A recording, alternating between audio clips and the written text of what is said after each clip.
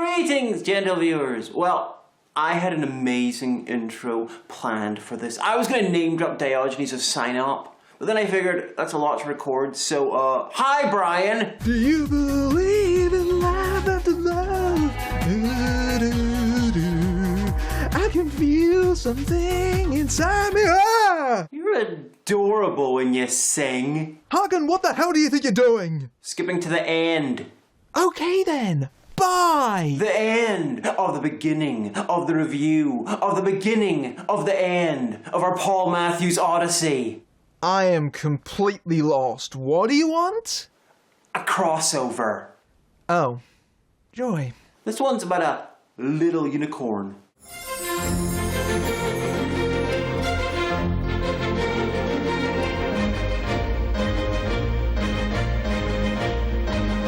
Fast lane to a hurricane. Open road ready to roll. Put pedal down right away. Red line and I'm giving more. City lights burn right behind me. Top down I push it to the floor. Street sign center line speeding. Burning hot I feel ready to roll.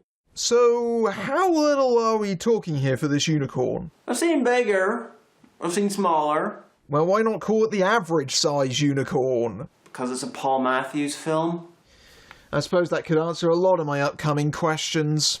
First off, in the last second and a half, I've done some quick research into this film, and there's some weirdness going on with it. It carries a 1999 copyright date, but wasn't released until 2001. Now that isn't too unusual, but it was classified for a cinema release in 2000, but was never actually released. That release was rated U for infrequent animal suffering, as opposed to frequent audience suffering.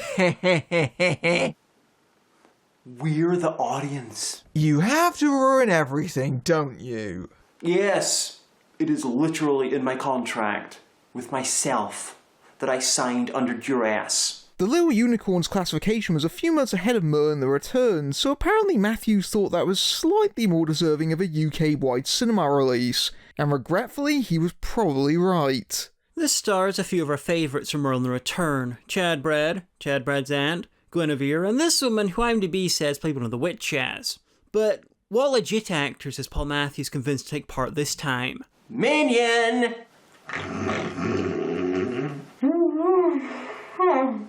Minion! Ah, please don't shout. Wake up! Will you roll the die of sadness in movie casting, please? I don't know how to kill myself with a roll. With a dice. Oh, I get it. I'll have to go find one. I'll check the picture of Minion's dice jail. She says she's got lots of ones there. It's okay, I got one. I just rolled a 5. I don't know what that means, but David Warner and George Hamilton are the stars.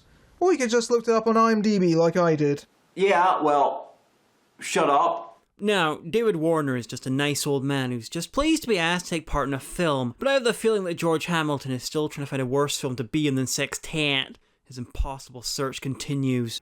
You know, years later, and this production company name is still fucking hilarious. Somehow that even pales in comparison to the title graphic. I guess it's meant to be thematic, but the word little is so small it's only barely legible. It looks like a Ford logo. Talking of Fords, but what kind of deranged bitch drives around in a convertible with the roof down and fur scarf and gloves weather? This is someone who looks a bit pissed off at the half-hearted revelry in the local school. Well, to be fair, you can't really expect full-hearted revelry with that theme music.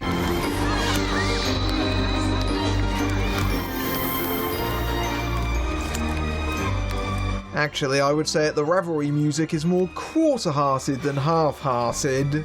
Ironically, it sounds like what I played last time I cut someone's heart into quarters. I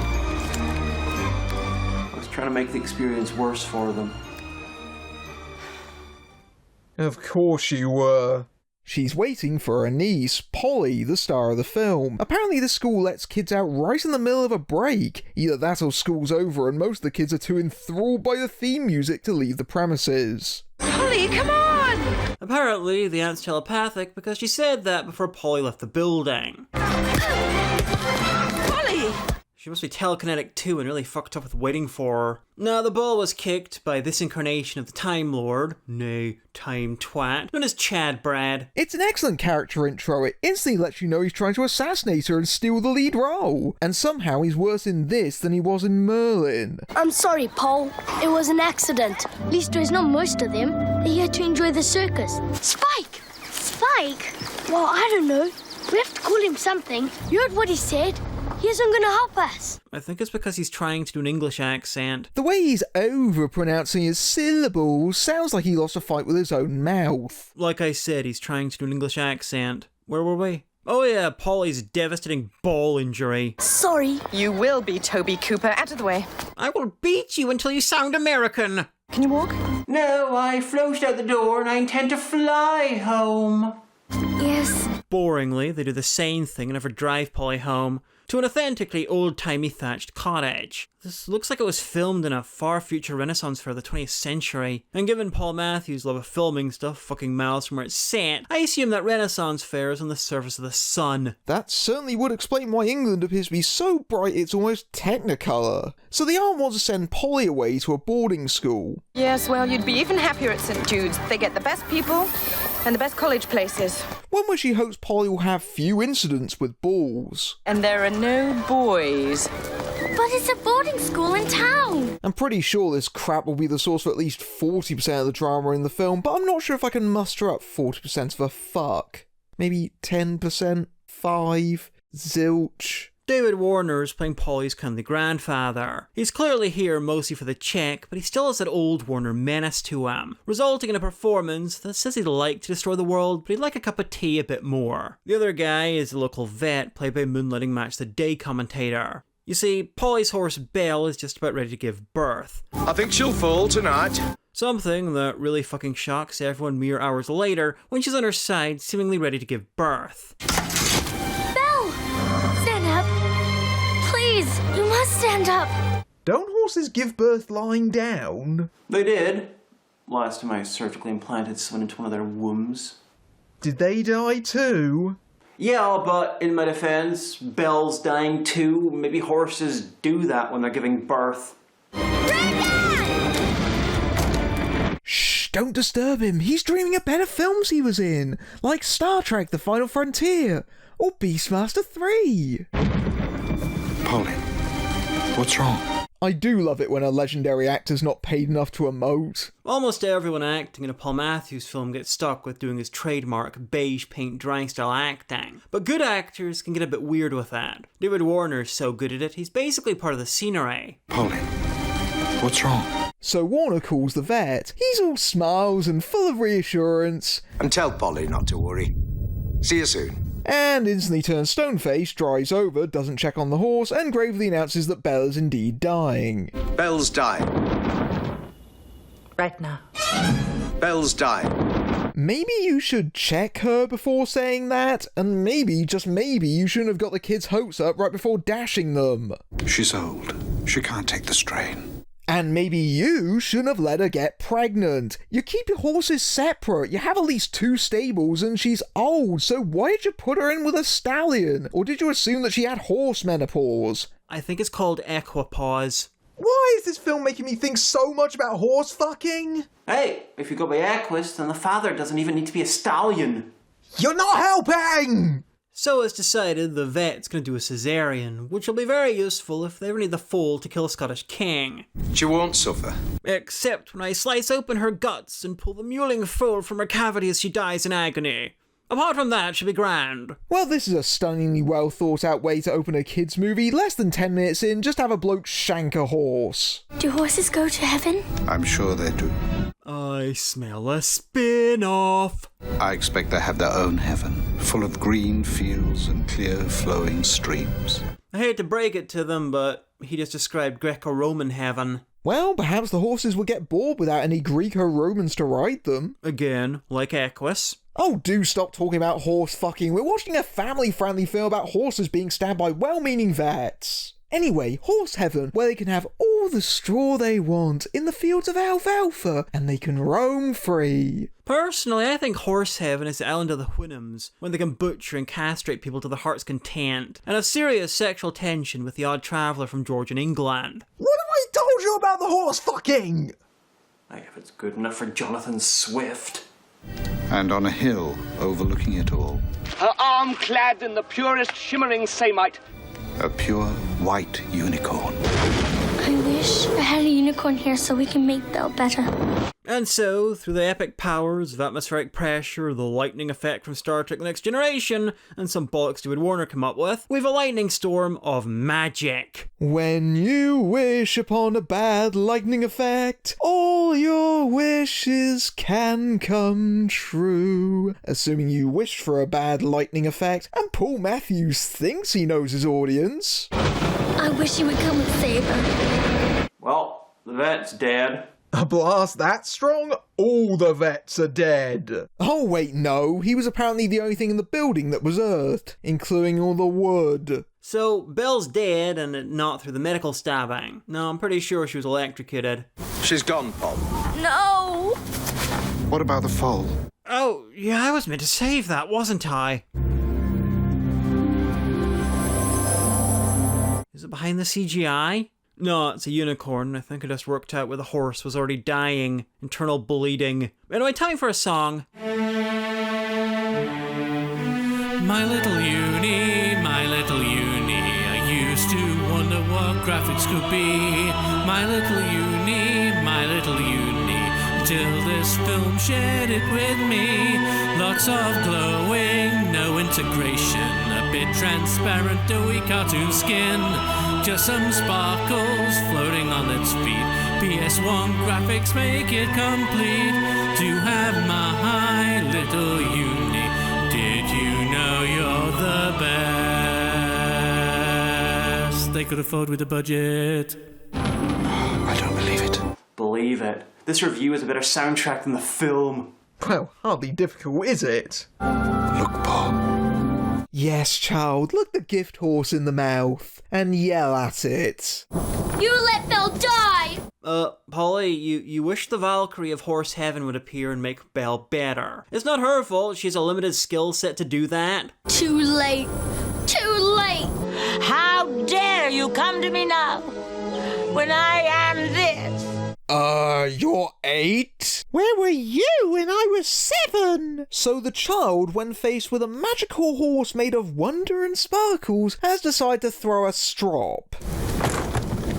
I'm pretty sure her grandfather and the vet have just realised she might be deranged, and the unicorn just stands there as if to say, oh, well that's more awkward than this usually goes. The vet's made it to the local pub where he starts knocking back whiskey brand whiskey. Give us a whiskey. Make it a double. Much like the process that eventually led to this script. Film script or review script? Only a lunatic would waste good whiskey on this film. You all right? You look like you've seen a ghost. Or maybe I have.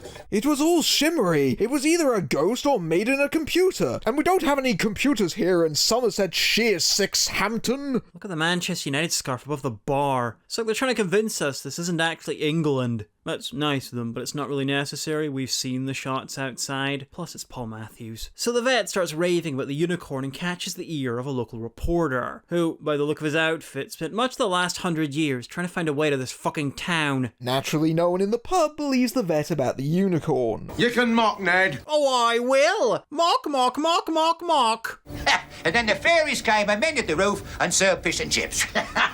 Well, that's just ridiculous. Fairies don't serve fish and chips. Yeah, fairies don't live near the sea. I don't give a damn what you fools think.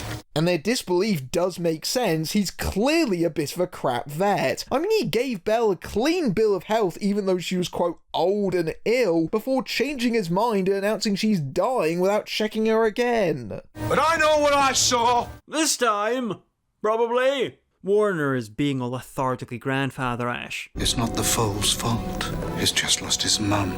Let's see if we can't pep up his performance a bit. What happened here was a miracle, and I want you to fucking acknowledge it. I know.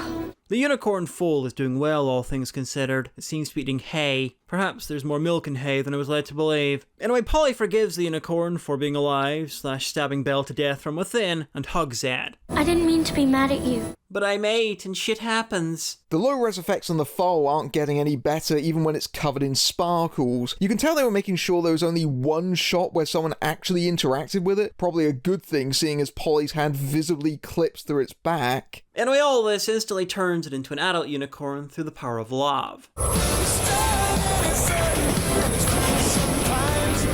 the power of love. There's some Pokemon logic there. That is some shitty Pokemon knockoff logic there. David Warner's lack of reaction to seeing all this is hilarious. Just look here and say those lines. Okay, cut, print, moving on. I love it when actors aren't paid enough to imagine what they're meant to be seeing. So Polly's knee gets healed because that's how leftover unicorn magic works. You are magic.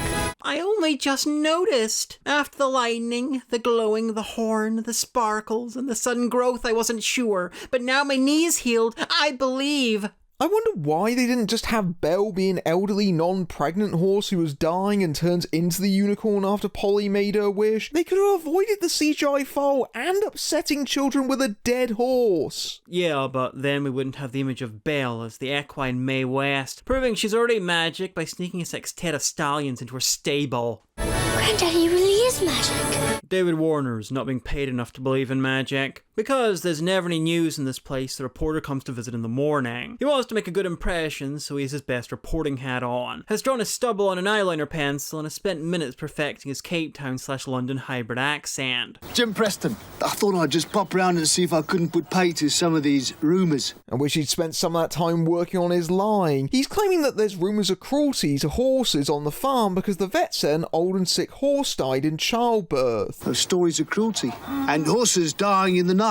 You know, in a smart film, the earlier stuff about Belle being old and sick and probably shouldn't have been pregnant would be leading into this. But it's not, because this isn't a smart film. It's the sort of film that has him lie and invent random accusations that are identical to the ones they should be lobbing. Anyway, he wants to see the newborn foal to prove the rumours are bollocks, because that's the closest thing to news going on in a 10-mile radius. Now, if I was to see the foal, I could let everyone else know. I suppose it'll be all right. Well, he doesn't have a foal, he has a fully grown unicorn! David Warner's not paid to remember details.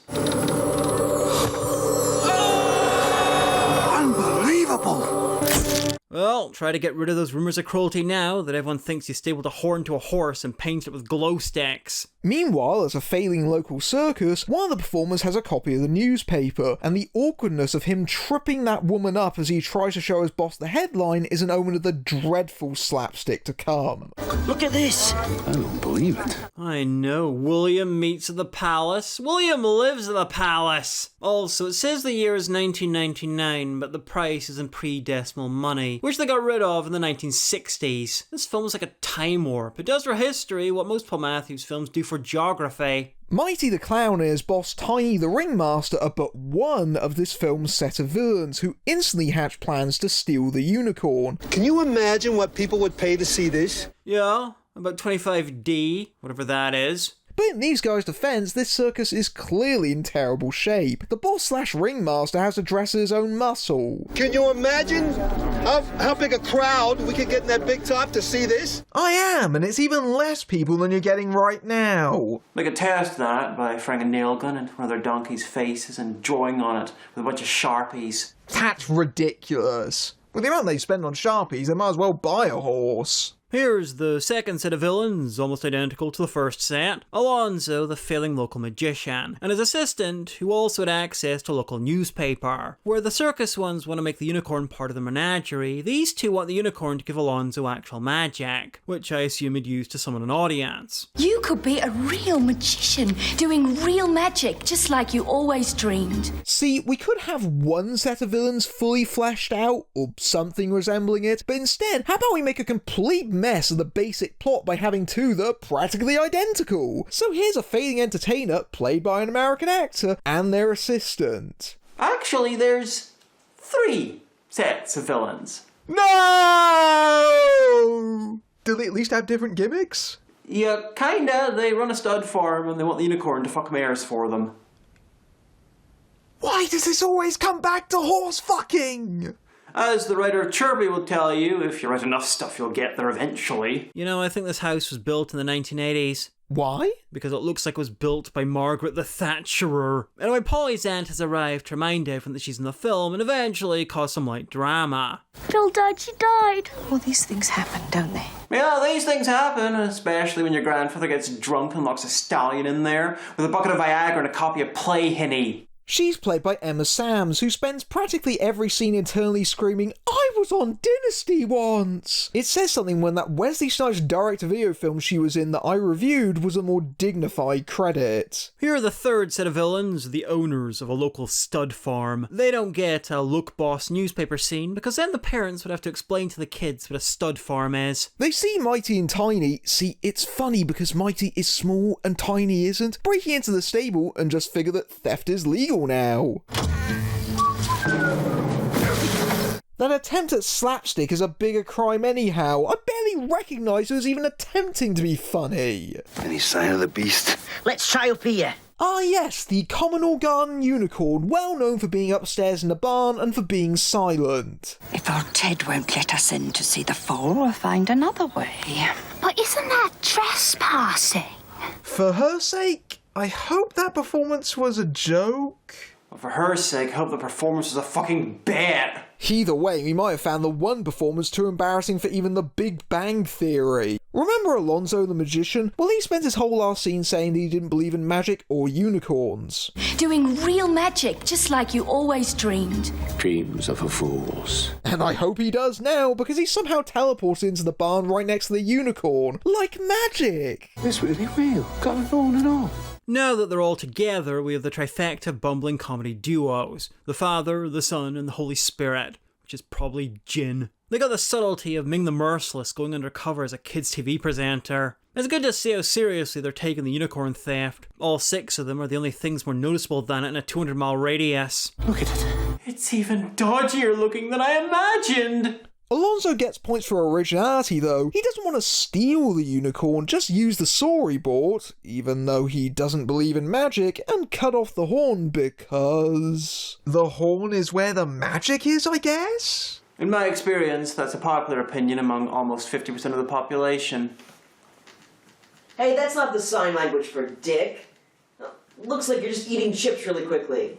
Because things don't tend to stay still as you try to cut parts of them off, Alonzo tries to hypnotise it first. Look deep into the depths of the crystal. Well, this just reached deranged levels of stupid. Why would a day-old magical unicorn A, understand English, and B, be affected by that? It's so ridiculous, it's almost a relief that the only people it works on are the other villains. Almost. You're doing the same lame hypnotism joke on 2 characters at the same time, and one of them is Maisie, Alonzo's assistant? The one person in the room who's not Alonzo that it shouldn't work on? I mean, if it works on her, then how the fuck do they do any performances involving it? Even the horse looks embarrassed. Your eyes are getting sleepier. He's hypnotized the wrong one. Wrong 2? Wrong 3? Mistress, I found some dice, but... Wrong 4? George Hamilton probably used this technique to try and make everyone forget that Zorro the Gay Blade existed. George Hamilton is truly the Eric Roberts of George Hamiltons. What's going on?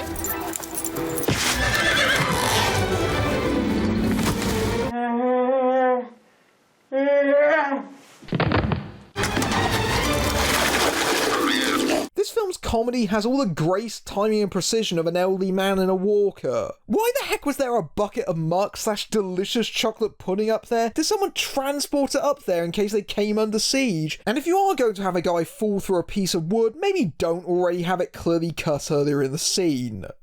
Maisie!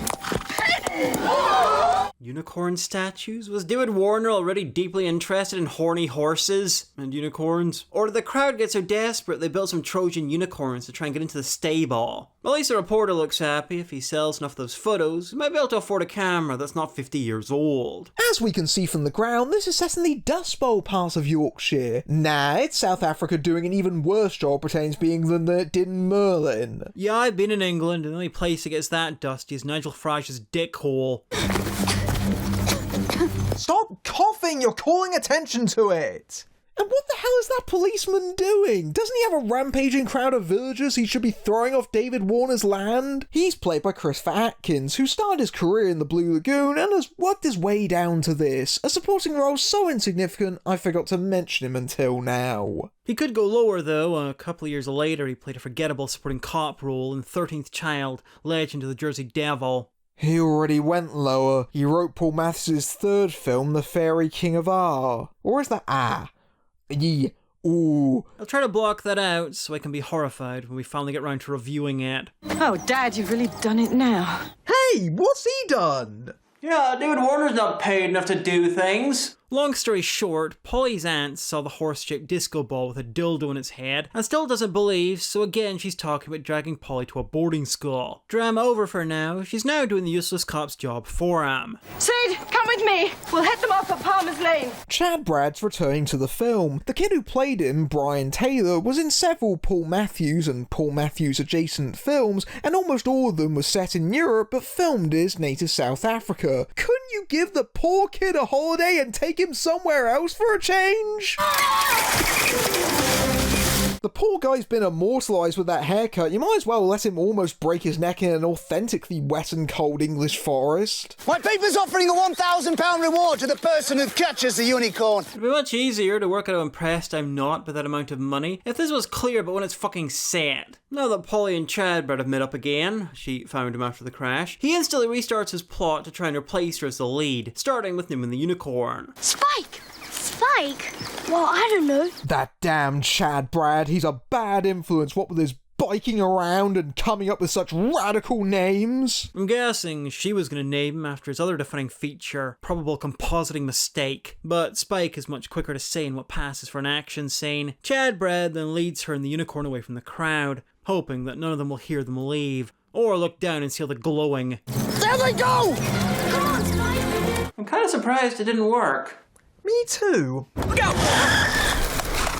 I see the cop's job she just did for him includes driving. Shouldn't he be out there arresting all these people for trespassing? And if he doesn't have his car with him, then how the hell did he get here in the first place? He was already here being bad at his job when Aunt Lucy arrived. Back at the house, the two ladies from the stud farm are taking being hit with a hose, worse than being covered head to toe in muck. It's understandable really, thanks to these films, they're used to being in shit. Oh, the kids are back, meaning they ran in a large and pointless circle.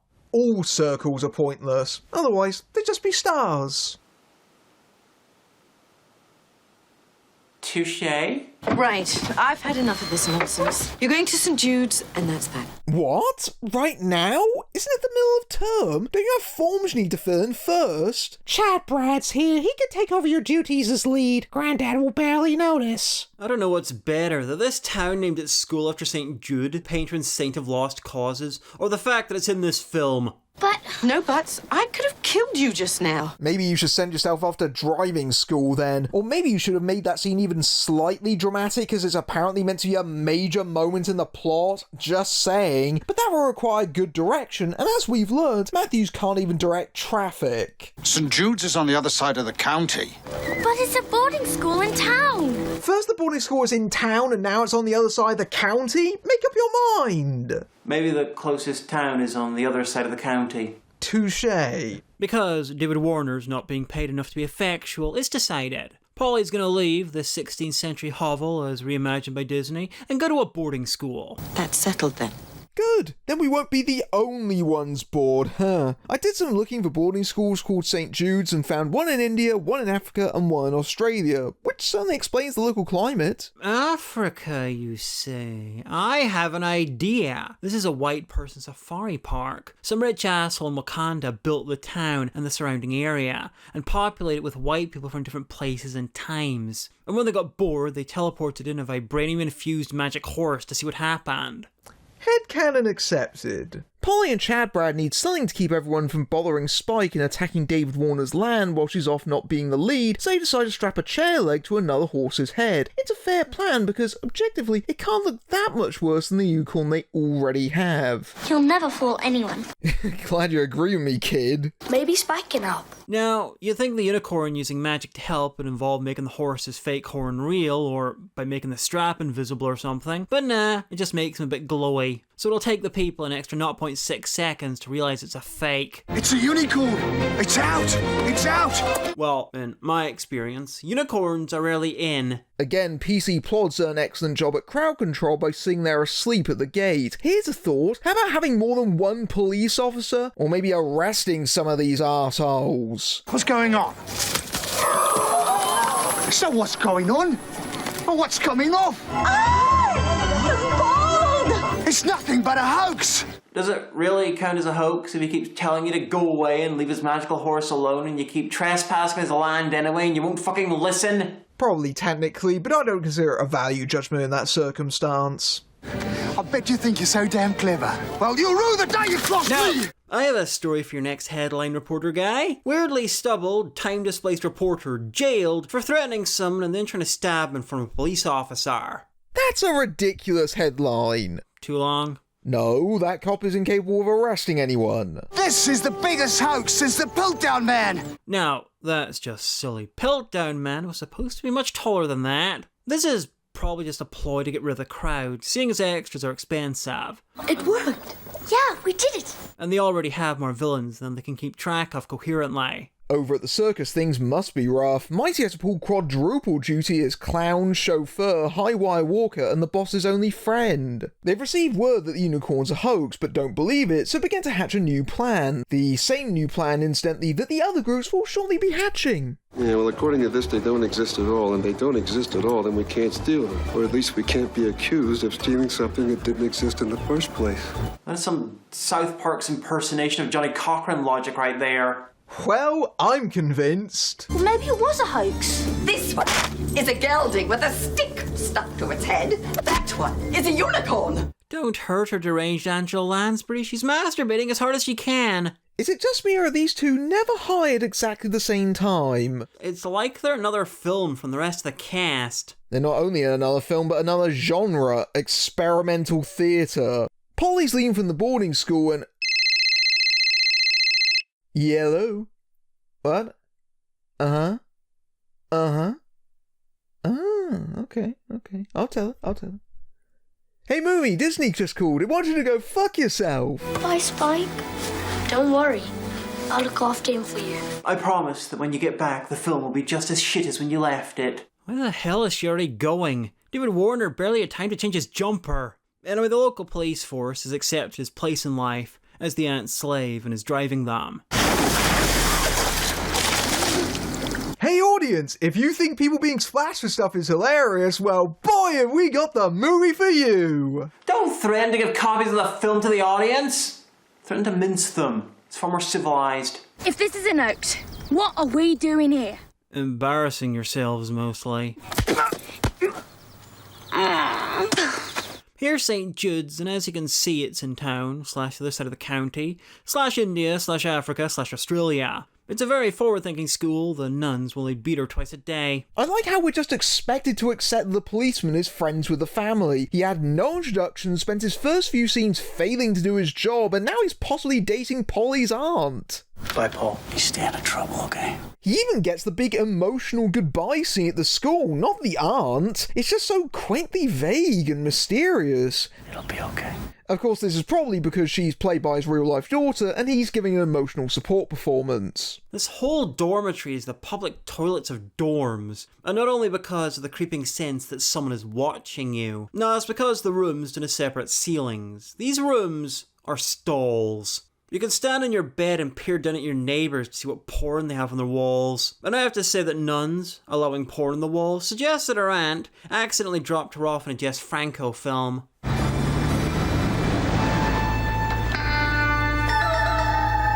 I think the villains have a WhatsApp group to synchronise their attempts to steal the unicorn. Wait, Pimpton Brown's Stud Farm? That sounds like a blaxploitation porno filmed in Downton Abbey. No, let's not do a rendition of the Downton Abbey theme mixed with moans. Let's not do that. Oh, disappointed! The village is apparently near Piltdown Moor. That's why the reporter mentioned it. This is the biggest hoax since the Piltdown Man! Not because it's the most famous hoax in scientific history, but because it happened on the fucking road. Though, hilariously, this is also a hoax, because Piltdown isn't a moor, and it's fucking miles from Yorkshire where this is fucking sad. Piltdown Moor has an amazing football team, though. Go fake Saracens! I'd like to slow the review down a bit, so we can all see this wonderful football club emblem, the official Afghanistan Photoshop vizier whipped up for the occasion. I see that Alonso has spelt his name Alonzo on his truck. Luckily for him, the only place in the history of the universe where it's spelt like that is this film's credits.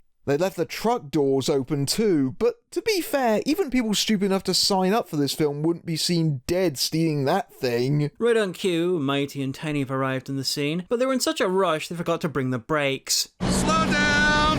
Slow down! The brakes have gone! I'm guessing that Mighty spent a bit too long drawing on his mascara stubble to check if he packed them. It's important to look your best when you head out to commit crimes. Don't you agree? I'm looking at the script and I just realised I'm not sure how much this is going to work because I've got a beard right now. I think I'm going to have to improvise a little bit. Ta-da!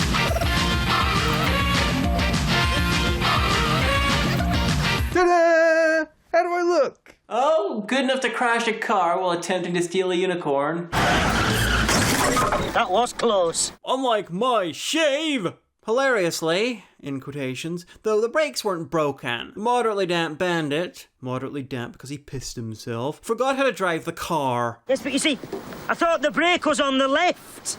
You can just feel the flop sweat on the film as it very, very, very slowly moves all the pieces together for the big comic set piece. The words comic and set piece used purely in a descriptive sense, you understand. And God help us when it finally arrives. I won't. The stud farmers are stealing the unicorn. I'd mention how crazy it is that no one's noticed the giant glowy thing walking around. But with how brightly lit that night shot is, the unicorn's one of the less noticeable things on screen. David Warner really needs to keep a better eye on his farm, seeing as how many people keep trying to steal that bloomin' thing. David Warner's not being paid enough to notice things. Because brakes still don't exist, the van swerves to avoid Tiny and Mighty, even though they have a nearly identical backup in Alonzo and his assistant, and crash the van. Off screen. Off screen, where the real magic happens. Nighttime in this is brighter than daylight, and that car is brighter than the fucking sun. The only reason I can think of why that crash happened is that the car blinded them. Whoops! Looks like we don't have enough money to stage an actual crash, or to damage the van or the car, so we'll just do it with sound effects and just park them next to each other. Sound good? Nope. Too bad. It fits the rest of the movie. Again, it's the first half of your big set piece, you should absolutely cheap out on it. Definitely, it saves money for the second half, which somehow doesn't kill the two unconscious women in the cab, but also doesn't kill the unicorn either. Pity, we could have shaved 30 minutes off this thing. I will say that having the horse in the same shot as a car racing towards it is a bit more dangerous than I'd expect, and that stunt is pretty decent. It's not funny, but it works. Even if the amount of effort to get to it was almost Herculean by Matthews standards, what with there being 3 vehicles involved at the same time? Leg it. The single member of the George Hamilton and Random Blonde fan club will be delighted to know that they're okay. Mostly, I mean, they're in this, so it's all relative. What are you doing in the water? Looks like she's taking the initiative. Yeah, someone gets soaked every few minutes. Might as well be her this time. He's gone, Spike's gone. In the morning, David Warner hasn't noticed the crash on his land or that the unicorn was stolen. It's fine though, he wasn't paid enough to run a farm or care about a unicorn. That is literally what he's being paid to do in the movie. Maybe he's just trying to keep away from all the whimsy. He only found out about the horse when Chad Brad burst in and told him. Does Chad Brad even have a family? And if so, how do they feel about him stealing Polly's life and moving in with an elderly horror actor? Maybe they popped round, saw the cameras and lighting, and just assumed they were remaking Fright Night.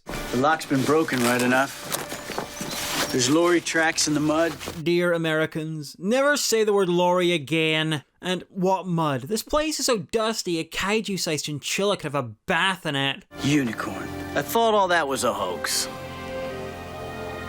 Yes, just leave that dead air at the end of that bad line reading. Just let it sit there. I did. You want me to put an APB out for a unicorn? I love the way PC Nitwit says unicorn, somehow adding multiple Y's to it. Also, yes, put out an APB, or rather an APW, because an APB is the American or Canadian version, but never mind. It shouldn't be that hard to track down, it's a unicorn! Maybe start asking some of the people who were trying to steal it yesterday. Or just wait a couple of days. The circus guys have the unicorn and their evil plan involves advertising. I'll do the best that I can. Oh, well fuck all then, based on his previous track record. Tell Lucy I'll pop by tomorrow. You wouldn't be trying to impress my daughter, would you, Sid?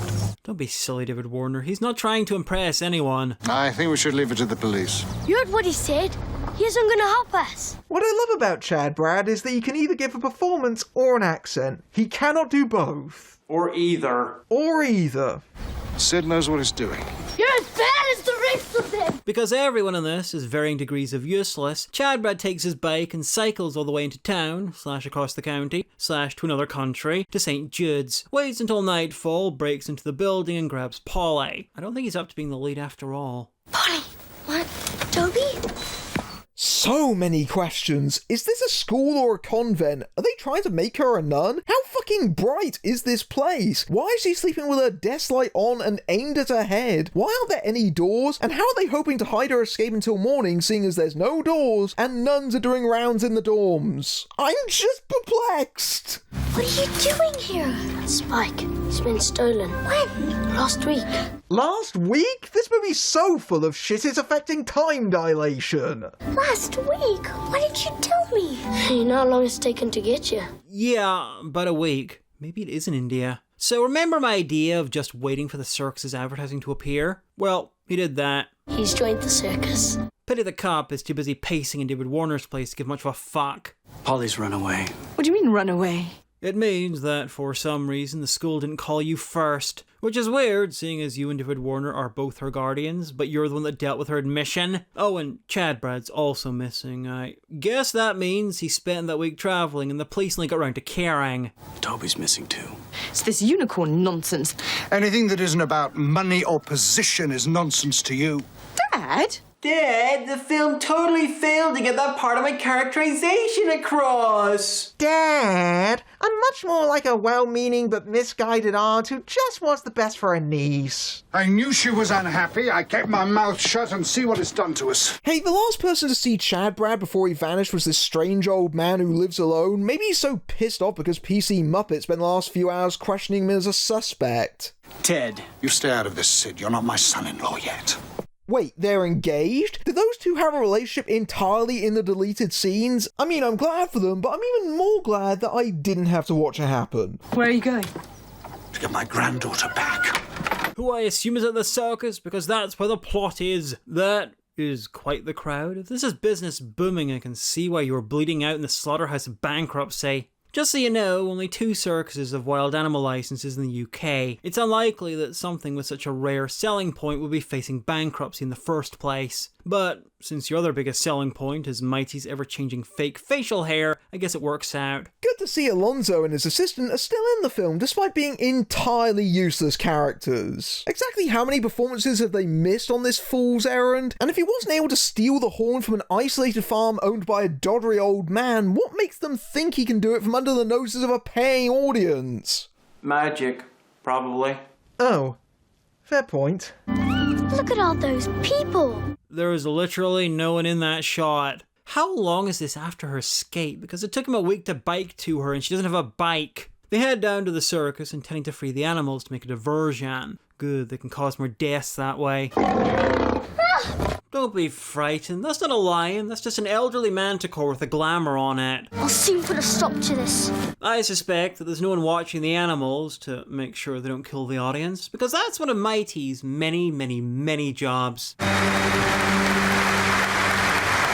I'm glad he's not insecure. Just imagine how much bigger that sign would be if he was. So the act begins. Well, act in a very loose sense. It's a bunch of strobe lighting and an audience that is way too enthralled. Long ago, there was an age of legend, and all was chaos. And all the rest was strobe lighting! Seriously, if you have epilepsy, you should probably look away from the screen right now. What's happening? A collective seizure. They bring out the unicorn and it looks like the patented Paul Matthews glowy things are out in full force. It's like Paul Matthews' remake of Tim Burton's remake of Dumbo, but somehow even more cruel to the audience. Hey, it looks like my unicorn that was stolen right after the guy that runs this place was trespassing on my land. I'm sure it was nothing. And the unicorn fought these terrible beasts. You're gonna make it fight a lion? Somewhere, an expert in heraldry with a terrible taste in film is squeeing. Wow, they're not even being subtle about the animal cruelty. It's the passion of the Amalthea. You have to help him! They're killing him! They're whipping him and it looks like they're electrocuting him. They're not, that's just unicorn powers. But the audience doesn't know that. As far as they're concerned, this cunt is torturing a horse that he painted with highlighters. But what's 2 or 3 more crimes? Yeah, the real Blue Lagoon is the wet place between that useless police officer's ears. Stop those kids! Somebody stop those kids! I'm somebody! You go straight from horrific animal cruelty to wacky hijinks music? Alright, you do you. Just far away from everyone else, weirdo. Well, it took all film, but David Warner finally was proactive. He undid a net. It was just a net benefit of hiring such an iconic actor. So Polly rides the unicorn to freedom, and the stud farmers had back in the film just long enough to reveal that she suffered serious brain injuries in the crash and has somehow mistaken Chad Brad for the unicorn. Gotcha! And long enough to get her foot stamped on. Yeah, that's the important part. The ant, the cop, literally every character with a name, has arrived for a chase that's sure to be as exciting and tedious as the rest of this. Look how fast he's going! Yeah, roughly 1 horsepower. I'd change the music, but you physically can't at whimsy the score. It's a mad, mad, mad finale. Spike's not gelded, so it's a cannonballs run. Look at the police. It's the Boys in Blues Brothers. Da da da da da da da da da da da da. Hope we don't get claimed. Whoa! Whoa, boss, I think we could charge the audience all over again after that. Spike will take her home. You sound pretty confident of that, seeing as he's currently taking her to the fucking moon. Come on, we'll meet her there. By the time anyone makes it back to the farm, the sun's already very up, so I have to wonder exactly how many hundreds of miles away that circus was. Maybe the circus was in Scotland. It would explain why it's a little less dusty. Anyway, the aunt admits that the subplot about Polly and the school was crap, so she can come home. She also agrees to marry PC that guy, so at least part of their relationship is in the finished film. Anyway, the idiot brigade have arrived, ready for another go at getting the unicorn. They're never going to give up and leave Spike alone. What are we gonna do? You could ask the cop to tell him to get the fuck off your land, and then arrest the circus guys for stealing a unicorn. Just an idea. It's up to Paul. Only you can set him free. Or, I suppose, you can make the child stab the unicorn. Yeah, it would give the film a certain symmetry. Disappointingly, set it free has more than one meaning, and David Warner didn't actually mean kill it. Just tell it to go home to whatever magical unicorn land it came from. Which means that it wasn't Belle's foal, and whatever horrible thing happened to that is probably best not thought about. Yeah, he probably possessed its body and destroyed its horse soul in the process. This is just yet more reason why Belle should have been turned into the unicorn. So Polly releases the unicorn and, let's be honest, it's a little bit pissed off with Tiny.